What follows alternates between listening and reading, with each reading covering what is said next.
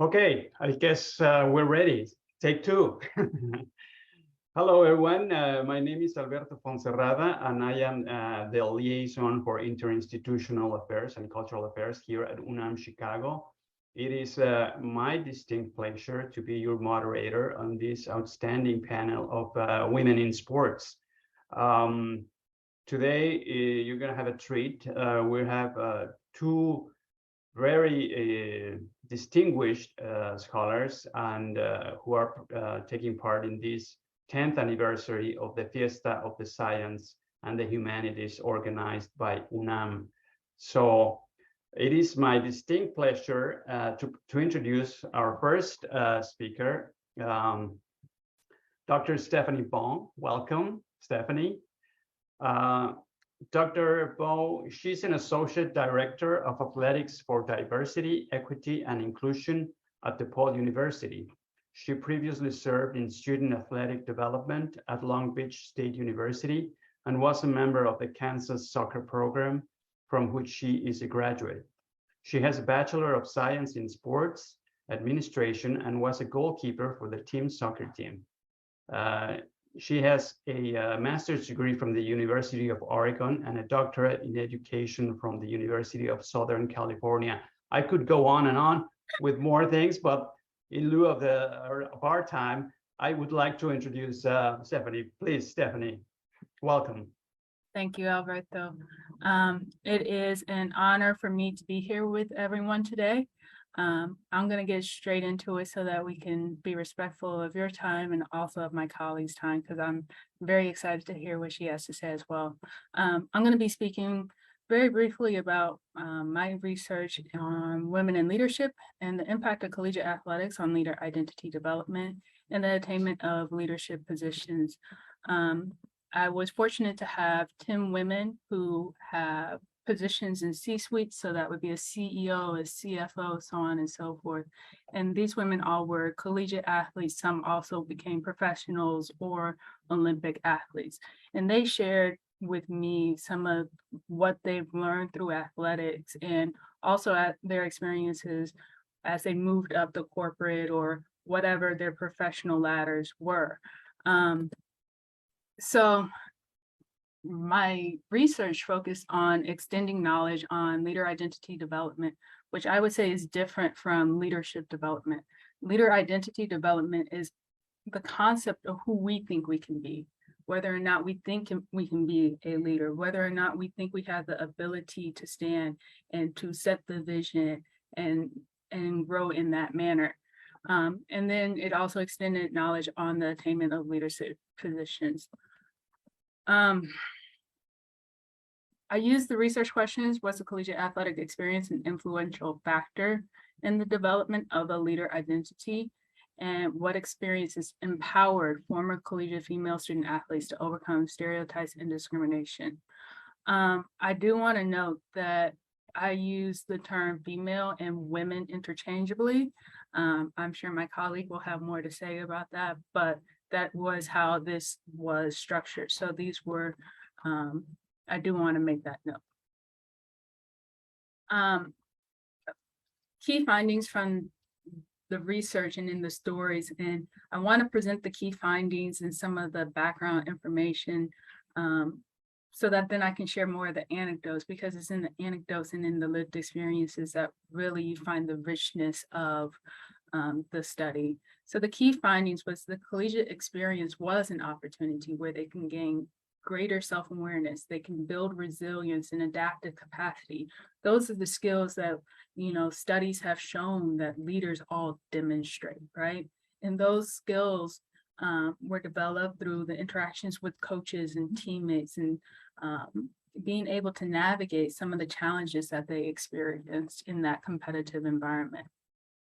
Participants also learned how to confront negative behavior instead of internalizing the negativity. And you'll see in one of the anecdotes later that that's really important, right? Instead of letting the feelings of otherness prevent them or deter them, they embraced that freedom and said, if I'm going to be judged negatively or harshly as a woman because of stereotypes or because of gender biases and other obstacles that these women face, they said, then okay, I don't have to be bound by that box. I'm gonna embrace the feeling, right? And I'm just gonna do what I know I need to do in order to be successful.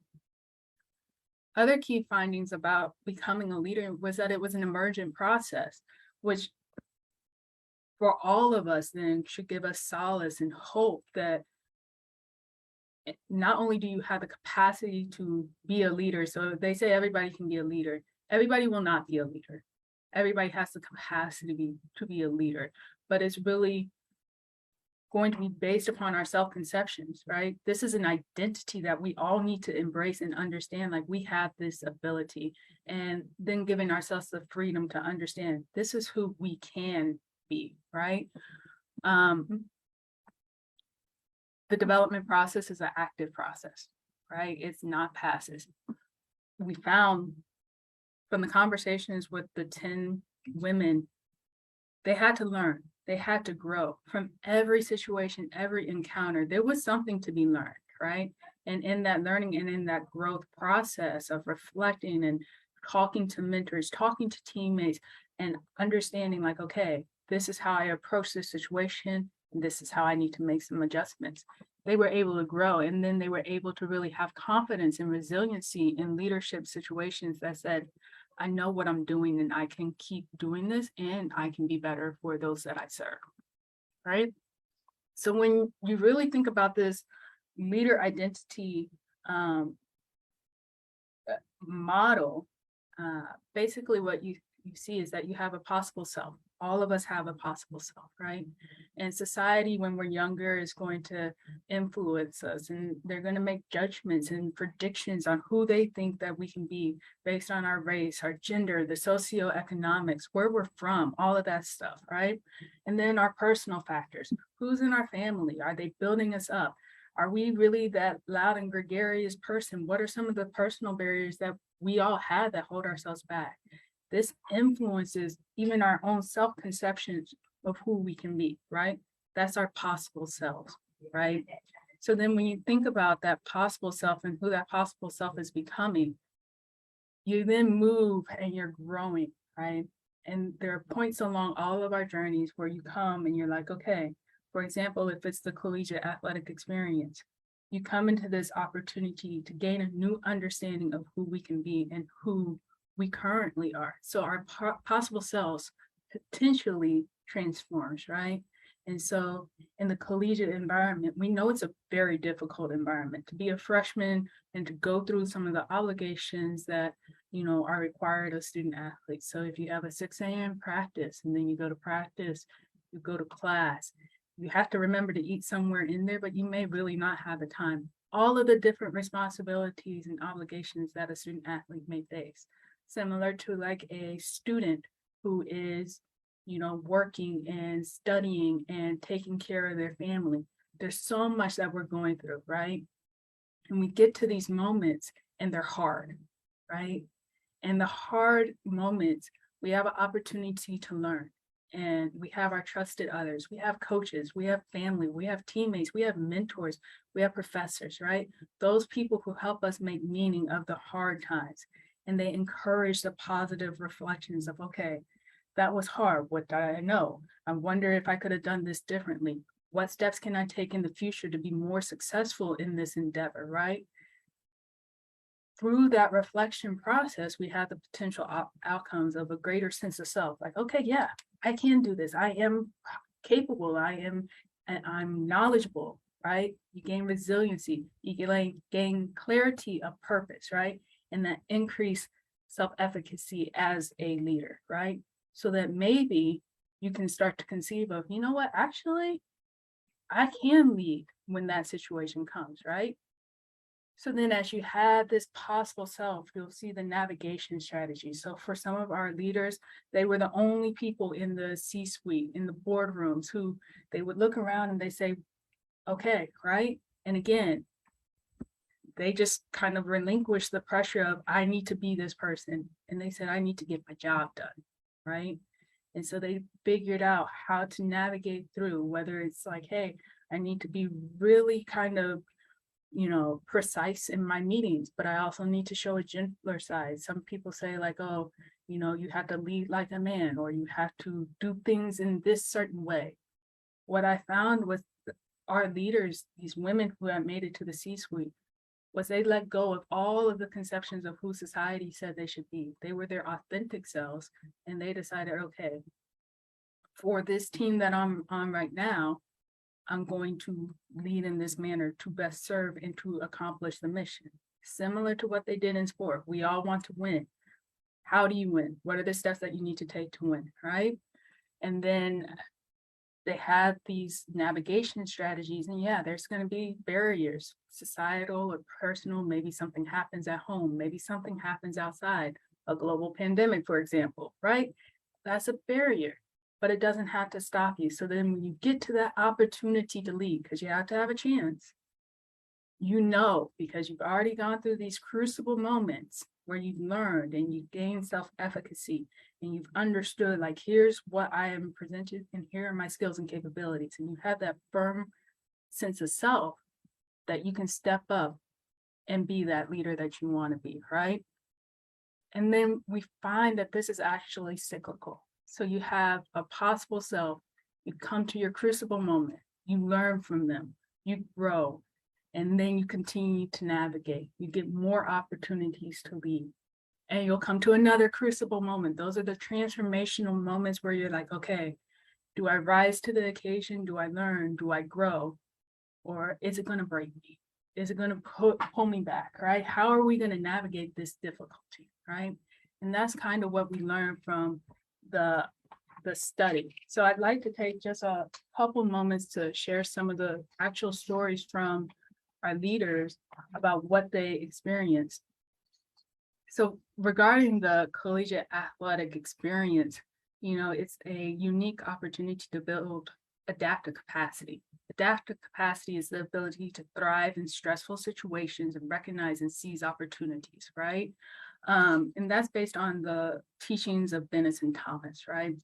And one of our leaders said, you've suffered 1 million reversals, speaking about the collegiate athletic experience, reversals being losses, right? You've never been perfect in a game. You got tired, you got hurt, your body gave out on you. And in those experiences, when you've suffered those losses so frequently, you learn, right? Because it shapes your perspective. There's nothing to fear in the failure, right? Because okay, we're going to have these. You adapt, you learn, you keep moving forward, right? That's the greatness of being in that collegiate athletic experience, right? They learn how to fall, they learn how to make mistakes. On the professional side, that translated to as a navigation strategy of what's the task, what's the goal. So when this leader saw mistakes, it was easy for her to take the emotion out of it and really say, okay, let's stay focused. And in her words, if your goal is just to be right and slam your stiletto down on somebody, that doesn't move the ball forward, right? So how do you take the emotion out of it, re-identify and center in? Those were strategies that she learned as an athlete, right? The ability to interact with each other. So one of our athletes was a coach later on in her career, and she was saying, of the trusted others and how they help you make meaning. And again, this is some of what some of you all may experience or are experiencing as bosses. You're trying to create an environment and provide tools that can help people attain their goals, right? And it's not about forcing them to conform to a certain identity. It's about empowering them in your environment of self-mastery, learning about themselves, and then being able to use those strengths in order to get to the common goal, whether it be a championship on the field, whether it be a sales goal in a professional environment. I guess the other one, because I want to be, again, mindful of time, was, the women in this field were in male-dominated fields, and I thought one of the most powerful anecdotes that was shared was the participant, my leader said, if you feel like an other in some sort of way, you don't fit in, right? And the peer pressure is different. So when you already feel like you're not normal per se, then there's freedom. They're not used to your entirety and they operate from a different place. So you are empowered to be less than conforming, not in a rebellious way, but then you have the freedom that I was alluding to earlier. I think that otherness and the ability and the willingness to embrace the otherness is something that exists not only for women and leaders, but is transferable across leader identity development. We all have identities that are sometimes empowered and sometimes are not empowered. And those who have found success were able to just accept themselves, right? And they were able to say, like, whether you view me as an other, whether you think I belong in the room, whether you think that society is going to affirm me, I know and I understand my skill set. I have my coaches, my teammates, my mentors, my friends, my colleagues, my bosses, my professors, whoever, who have helped me understand and make meaning of the different experiences. So I have an innate understanding of myself that has empowered me to come to the moment with all of my knowledge, all of my skills, all of my education, and I know I can be a leader. So I think I will leave it there, Alberto, and in respect for my colleague, and yeah. Perfect. Wonderful. So you stopped sharing right there. Mm-hmm. Okay, that was a very thought-provoking share. Thank you very much, Stephanie. And we're moving on. We're going to have a period of Q&A just after our second speaker. I'd like to introduce Anna Posberg, right? Okay. Anna from University of Minnesota, and she recently received a doctorate from the University of Maryland in the Physical Cultural Studies Research Group. She belonged to the University of Maryland in the kinesiology department, in addition to taking courses at Carnegie Mellon University. She has numerous publications on various topics and with particular emphasis on gender issues. And I could go on and on and on, but in lieu of time, we're going to stick to, well, your presentation. The floor is yours, Anna. Brilliant. Thank you so much for the introduction, and thank you, Dr. Bao, for a really interesting, thought-provoking presentation. I took a bunch of notes, and so I'm really excited to get into the Q&A afterwards. So thank you all for inviting me today. It's really an honor to be here. Today, I will be talking about some research that I've conducted at the Olympic Studies Center that examined how values such as protection, fairness, science, human rights, inclusion, and gender diversity can and should operate in cohesion rather than in contradiction, particularly when concerning trans athletes. So to do that, a quick overview of how I've laid out this presentation. First, I'm going to start by kind of setting the scene around today's discussions around trans athletes and arguments for and against trans inclusion. And then I'm going to go back in time and look at a historical case study for the purpose of then coming back into the present time to contextualize and understand today's situation. So while it was memorable for a lot of reasons, the 2021 Summer Olympics in Tokyo notably featured its first ever transgender and non-binary athletes: New Zealand weightlifter Laurel Hubbard, Canadian soccer player Quinn, and American skateboarder Alana Smith. While all three of these athletes met eligibility requirements set out by the International Olympic Committee, or IOC, to compete in their respective categories, their inclusion was met with both a lot of support and also criticism. On the one hand, critics argued that including transgender athletes, particularly trans women in sport, is inherently unfair and compromises meaningful competition, and also contradicts historical efforts to increase girls' and women's participation in sports.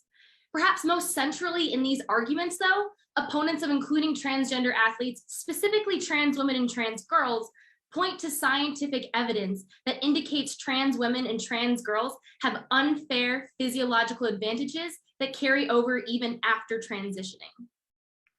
On the other hand, Proponents underline the health-related benefits of physical activity and the overarching purpose of sports to foster ideals of inclusion, community, and well-being. To the question of science, supporters of trans inclusion efforts often point to the impossibility of objective science around questions of sex-based physiological advantages, particularly relating to testosterone. So in the wake of these growing contentions around the inclusion of transgender athletes and athletes with sex variations, about 3 months after the conclusion of the Tokyo Games, the IOC released its framework on fairness, inclusion, and non-discrimination on the basis of gender identity and sex variations. In this document, the IOC recommitted itself to respecting human rights and taking action to foster gender equality and inclusion. And to do so, the organization outlined 10 principles of inclusion and non-discrimination that should be promoted and defended at all levels of sport: inclusion, prevention of harm, non-discrimination, fairness, no presumption of advantage, an evidence-based approach, primacy of health and bodily autonomy, a stakeholder-centered approach, and right to privacy and periodic reviews. And so upon publishing its new guidelines, the IOC stated that this framework replaced and updated all of its previous related statements, but only recommended that other international federations and sport organizations adopt and follow these principles. So similar to Hubbard, Smith, and Quinn's participation in the Tokyo Games, the IOC's framework was met with a lot of praise and also criticism, with both of these reactions stemming from different interpretations of the supporting science and prioritized organizational values, such as fairness, inclusion, and equity. But it's really important to note that while the IOC's framework advocates for an evidence-based approach, the confluence of human rights, inclusion, attention to diversity, and ideas of sex and gender ultimately engage several social, scientific, and cultural values. These multiple dimensions ultimately demonstrate the challenges of including transgender athletes, which are compounded by both the general lack of scientific evidence on the effects of transitioning on athletic performance, as well as the extended systemic health-related disadvantages that transgender athletes face outside of sport. These health disparities are actually very significant and include things like clinical depression, verbal harassment due to gender identity, anxiety, alcohol or drug use to cope with mistreatment, and suicide attempts. And indeed, on this last point, transgender youth are 2.5 more times likely to commit suicide than their cisgender counterparts. Still, much of the resistance and at times outright condemnation of including transgender athlete and individuals in sport continues to draw upon scientific arguments. And so in this constructed either scientific evidence or human rights landscape that has emerged when discussing transgender athletes, implementing sociocultural and political organizational goals along assumed scientific conclusions presents as intractable, impossible, and improbable. This then subsequently prompts questions around if and how sports organizations, such as the IOC, have historically balanced these multiple goals, scientific, cultural, social, geopolitical, political considerations in previous regulatory documents, especially those relating to fairness and protection of the women's category and/or women's athletes. And this was the question I was really interested in answering. So last summer, I went to the Olympic Studies Center in Lausanne, Switzerland, which houses the IOC's historical archives, which includes correspondences, published and unpublished reports, and meeting minutes. And at the Olympic Studies Center, I collected and examined documents spanning loosely from 1936 to 2017 that engaged questions of science, gender, and participation, topics that are central to questions of transgender athlete inclusion. So across the many documents that I found and analyzed, I arrived at 7 topics total that I thought were relevant: gender verification testing or female eligibility, birth control and pregnancy, women's participation in the Olympic Games, Olympism, burnout, testosterone, and doping. Today, though, I want to focus specifically on birth control and pregnancy because this category especially illustrates the complexities of scientific evidence, governance over women's body, and inclusion efforts. But in the end, as I'll say, it ultimately demonstrates the IOC's commitment to inclusion and human rights efforts. So now taking a step back in time. In April 1987, norethindrone, or norethisterone as it's called, is a progestin found in most oral contraceptives, was added to the IOC's list of banned substances given its transformation in the body in a small amount of the anabolic steroid nandrolone. So basically, in simple talk, because oral contraceptives had a chemical in them, they were characterized as a doping substance. And so women who were on birth control or were caught with this substance in their system were considered guilty of doping and received a subsequent ban, were removed from sport, or not allowed to compete at the Olympic Games to represent their country. This, as you probably can expect, was met with significant pushback, particularly from the United States and Canadian National Olympic Committees, sport medicine groups, and involved physicians. And in their criticisms, the organizations and physicians underlined the chemical, pharmacological, practical, and ethical dilemmas that emerged and would emerge should birth control remain on the banned substance list. So for instance, Dr. Boyd from the US Olympic Committee noted that norethindrone is an ingredient found in 95% of birth control pills available in the United States. And adding this particular substance to the banned substance list would lead an estimated 80% of women who do take oral contraceptives to switch to another brand, even though at the time there were only 2 or 3 available other contraceptives that did not contain this substance. And if they didn't switch, they would be forced to not represent their country at any future Olympic Games, or worse, be put on a doping list and would receive a ban. Moreover, physicians pointed to the scientific evidence guiding this ban on oral contraceptives had actually been disputed by other physicians and medical personnel, and therefore disrupted the scientific certainty of a performative advantage that came with birth control. So correspondingly, and confronted with questions around how fairness was constructed and who benefited or was harmed, the IOC Medical Commission voted to rescind the ban on norethindrone after a mere 5 months of being on the list. Less than a year later, an IOC Medical Commission member sent a letter to the chairman of the commission with 2 brief German articles addressing conflicting concerns over pregnancy as a form of doping.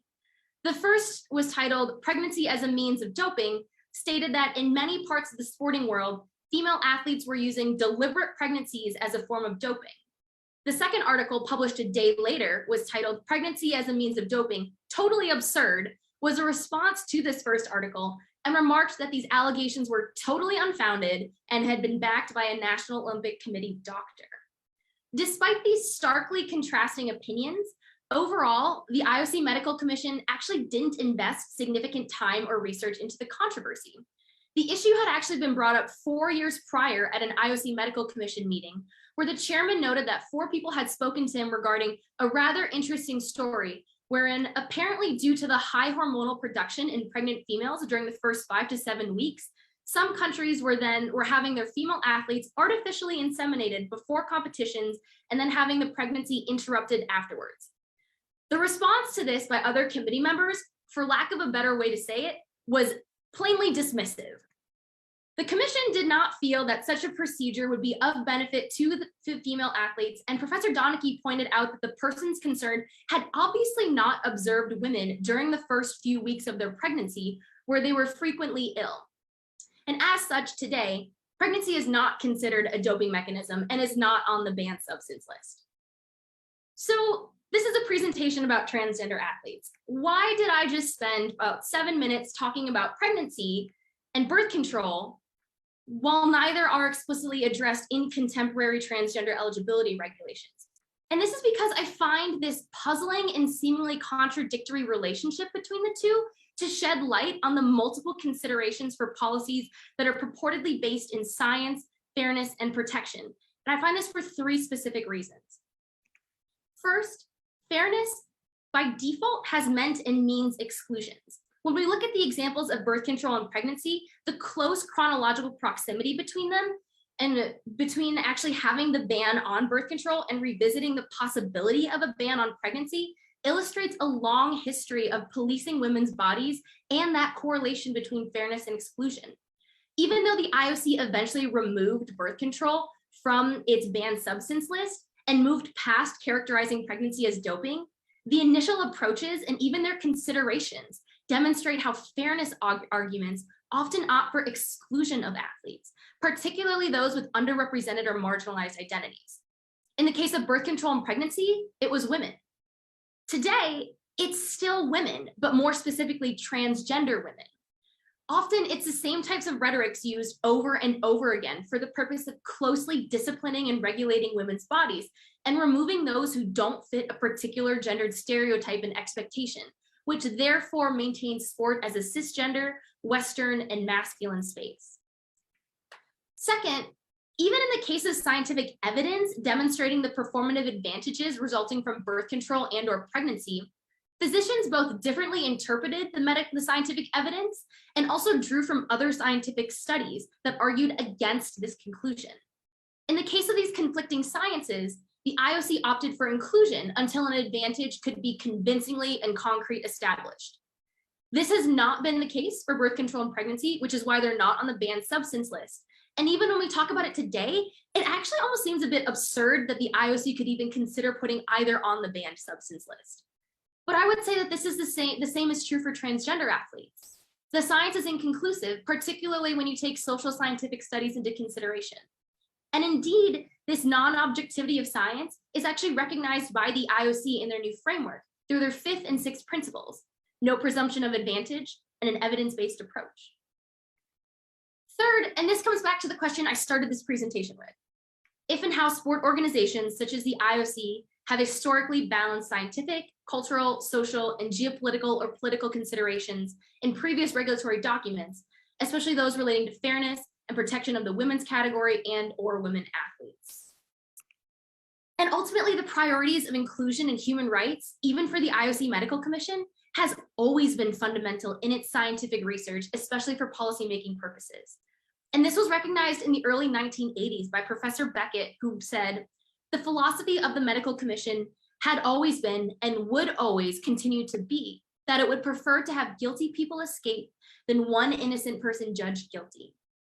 In essence, then, when we trace the balancing of scientific, sociocultural, and geopolitical or political considerations in previous scientifically supported policies, how could the IOC's new framework have done anything but opt for inclusion?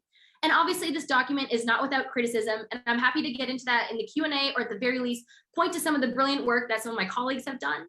But if we are really to emulate and embrace these past practices in current and future policymaking processes, then we need to start centering human rights when we look at the scientific evidence around transgender athletes in order to truly transform sport into a safer, more diverse, and more inclusive space.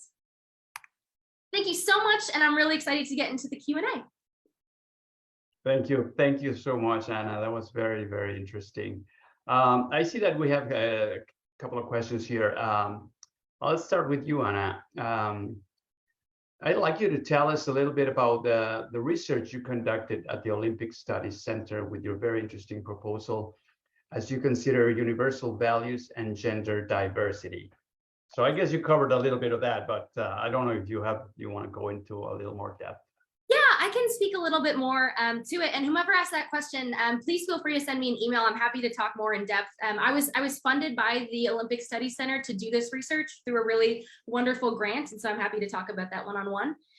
But the project I proposed was to effectively look at how we got to this point with transgender athletes and how these policies are created with particular consideration to fairness and protection.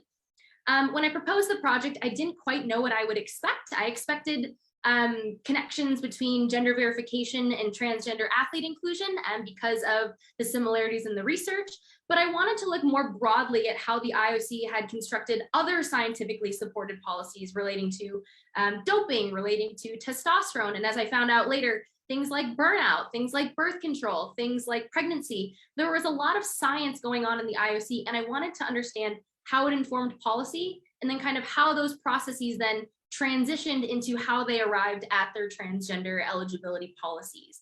And I found that even though they were scientific, it never was truly about the science. Another really interesting case study was marijuana, which I didn't do as much research into, but a lot of times was characterized as a social drug rather than having scientific performative advantages. And so that entanglement of science and sociocultural was really evident even in the science that was being conducted for policymaking purposes.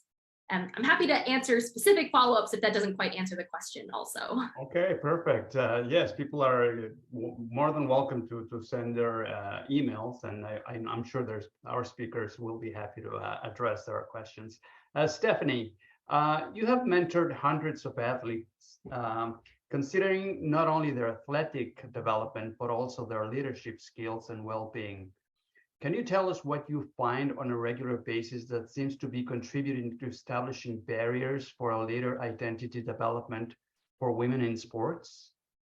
Yeah, that's a great question. I think, going back to the model, there is the societal barriers. Within sport is inherently, well, I shouldn't say inherently, it's traditionally very male dominated. And I think societal conceptions of what a man is and also what a leader is supposed to look like. So if you look historically about the great leader theories, most of them are based upon great men, right?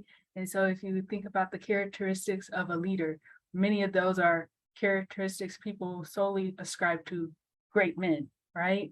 And granted, nowadays they have these great women theories, but those two are way too restrictive and do not allow people the opportunity to be themselves. So within sport, the other dynamic that ends up happening is just in our model of having top-down kind of instructive and prescriptive manners of being. So you have a coach, the coach sets the practice schedule, the times, all of the things that the athlete has to do. In some ways that can be very limiting in terms of creativity and development. So I think those are inherent in the sport environment, those barriers, but the opportunity to develop when you have folks who allow people to more or less violate norms. Studies have also shown just within society that female athletes are typically given a little bit more latitude.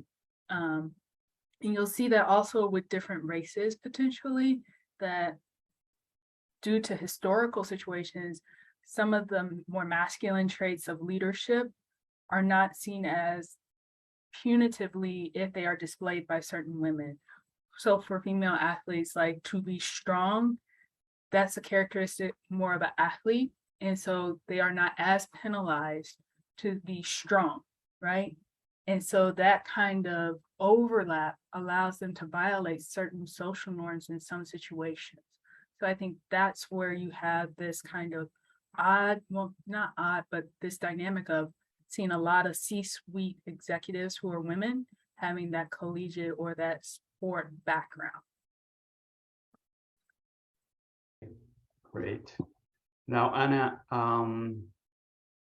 going back to you, can you tell us your views about, and this is something that's involved kind of like with the whole theme of our conference here. Can you tell us your views about science and its ability to present a more neutral, even positive way to address transgender athlete inclusion? This is such a tricky question. No, it's good. I believe in science. I believe that climate change is real. I believe in vaccines. I believe in science at the end of the day. I don't think it's just made up and that people just do it for fun and to get paid. I do believe in science, but I also think that science alone cannot give the answer for everything. It often tells us what's going on, but we also need social science and qualitative work to explain why it's happening and provide context around it. And so with transgender athletes, there is a growing body of science that looks at testosterone levels, things like grip strength, things that are purportedly performatively related, and that when taken together, there are a lot of arguments that saying that transgender, specifically trans women or trans girls, have that physiological advantage when it comes to performance. The thing to push back on sometimes with these scientific studies is keeping them in context. So for example, a study that I'm working on right now is actually going into these scientific evidences to look at the claims they're making, look at the research process, and see if the way it's being interpreted for policy is actually an apples to apples comparison. So for example, one study looks at grip strength, and it doesn't necessarily use transgender athletes in this study, but it ultimately is interpreted as a way to argue that trans women, trans girls have an unfair advantage. And so if we look at the scientific study, they're making a claim about grip strength. Cool, like yes, absolutely, those are the findings. But the issue comes when we start interpreting science. And that's where I think it's important to have those social, contextual, cultural, critical lenses in how we interpret and disseminate the science as well. The study itself is good, it does what it's supposed to do, but it's the translation process where I think sometimes we can sometimes get caught up in biases, stereotypes, and gendered expectations as well. And so it's important, I think, to take a critical lens. And that's where I really argue for the importance of that social science interpretation and input in that process. Okay, great. Stephanie, we're getting another question here for you. Please tell us about your work and the strategies your athletes attained in order to reach leadership positions. My work currently, or? I guess they're referring to your current work, or yeah. So my philosophy with my student athletes, and this has been across my career, is that, again, if you think about those crucible moments, every day you're going to be met with these different challenges, right? And understanding that it can be slightly prescriptive, as I just said, how do we empower our student athletes to make mistakes, to have some failures, so that we can be there and more or less in a protective bubble, allow them the opportunity to grow and have these like experiences, but still not necessarily face harsh realities if they were on their own, right? And so really what I try and do is create and manufacture opportunities for them to grow as leaders, to be in uncomfortable situations, to learn new things, to get exposed to different people, get exposed to different ideas, and then act. You have to practice some of these leadership skills as well. So you think about the navigation strategies and say like, okay, you know, if you walk into a room and you're the only woman, and that still happens in different boardrooms, in different offices, so on and so forth. That can happen here too, right? We can create a situation where maybe we put some of our female athletes with some of our donors and we say, hey, we need you to speak about your team. Tell us all the great things. So we prep them, right? We prepare them. We say, hey, here's some things you can do. Here's how you can use your voice really well, right? And then we reflect on it, right? What was scary about it? What do we need to learn? How do we need to approach this? That question that you received maybe make you feel uncomfortable. How can we best understand how to move forward in the future? So that's usually the strategies that I'm going to take with my athletes. Expose them, be there, expose them to new opportunities, expose them to new events. And this is off the field, right? Because on the field, you're going to have the failures and all of that is inherent in the game of sport. But off the field, building up that confidence is really what I'm trying to do. Wonderful. Well, this has been really, really good, really thought-provoking, really interesting topics that you two are talking about, and I'm glad we're doing this. This is part of the big deal about having people engaged in communicating. We really are thrilled about, you know, the linkages we're doing with your own universities. I've already met Stephanie in person. We had a meeting here in UNAM Chicago. I hope to do the same with you, Anna, sometime soon. But yeah, that's what the internationalization of UNAM it's all about. You know, it's a big community, and we're really, really happy to have you. I don't know if you want to kind of like take some time for a wrap up message, and you want to go first, Stephanie, just to kind of like wrapping it up. I mean, I wish we had more time for debate, but I think it's there's a lot of speakers going up, I think. Yeah, no, I want to just say thank you, Alberto, and thank you to UNAM for this wonderful opportunity. It's been an honor and a privilege. And I guess what I would say, just in my experience as a former collegiate athlete, in my years that I've worked with student athletes, women and men, I think we have such a great opportunity as we look at women in leadership to help our young women really embrace who they are, to not force them into becoming this type of leader, whatever that may look like. Everyone's going to have a different way that they present as leaders, right? It's not about if they are loud enough. It's not about whether they are whatever characteristic of or stereotype that you have within your own mind of what a leader or who a leader should be. I think as we all allow people to use this skill set to understand and to grow and develop as people, you'll find that there are going to be more leaders that step up for their appropriate moments.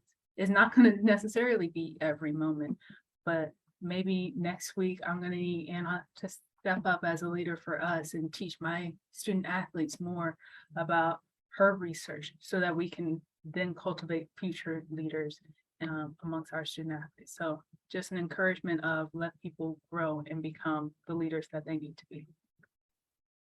Thank you so much, Stephanie. Thank you so much. Anna, you want to? Yeah, I just want to also echoing Dr. Bao, like, thank you, Alberto, for the invitation. This was a joy and a delight to get to talk. Stephanie, it was a joy to also virtually meet you, and thank you, Anam, for hosting this awesome event. I was looking at the program the other day, and it looks absolutely incredible. So I'm so thrilled that this is bringing together so many different scholars and academics in research areas. It's really, really motivating and inspiring to see these conversations going on. And the thing that I usually, I guess, end with whenever I talk about transgender athletes, because it can be a bit of a contentious, controversial topic, especially right now, being in the United States. There's a lot of talk and a lot of debate and a lot of politics involved in these questions. And whenever I talk about my research, my goal isn't to indoctrinate or tell people how to think or believe about a certain thing. My only hope is to encourage people who listen to think critically about these issues. However you believe about something, it shouldn't be because someone else told you or because the news station that you watch told you that this is what you should think. Come up with your own opinion. Think critically about, why do you really feel this way? Why do you believe these things? What beliefs is this based off of? Where is this coming from? And I would just really encourage you to be critical and reflective, especially when it comes to issues of transgender athletes or things like women's rights or abortion or different kind of bodily autonomy questions. Why do you believe what you believe? You don't have to believe what I believe. That would be a really scary world if everyone believed exactly what I believe. But I want you to really be critical and intentional about your opinions and understand how and why you arrived at them, whether or not they are what the people around you think. The importance is to be critical and reflective and intentional about what you think. Wow, that was a powerful message. Yes, and don't even get me going on the state of affairs of our world these days.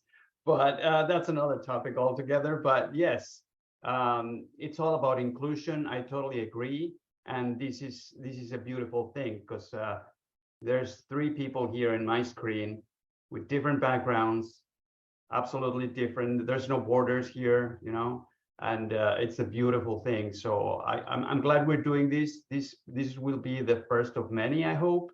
And I really want to thank you for this, for your time, for your efforts, and just for wonderful topics that you chose to speak of. And we're really delighted to have you. And as I said, this will be one of many, but I truly appreciate you being here.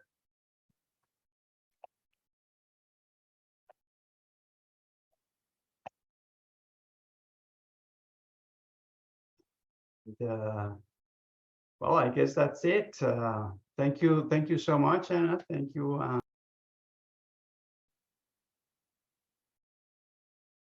And somebody said that. Oh, somebody posted something on the chat box. Dale in Russo. So are you in Minnesota, Anna?